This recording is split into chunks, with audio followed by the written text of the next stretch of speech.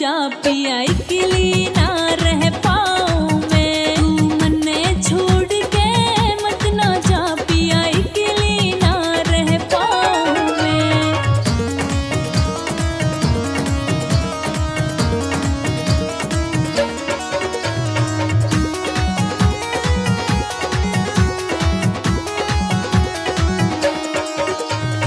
सासू जब तकरार करे तू मेरी ओर न बोले से।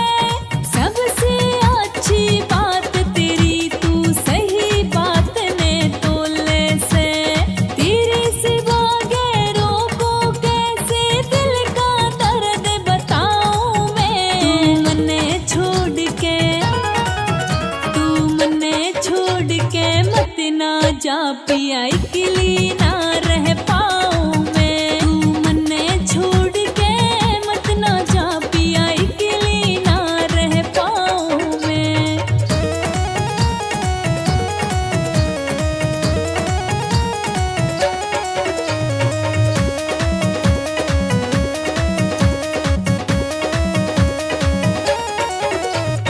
देवर भी करता मेरी फेवर डेली घेवर लावे से। सासू करे कलेस रोज मन्ने बिना खोट धमकावे से।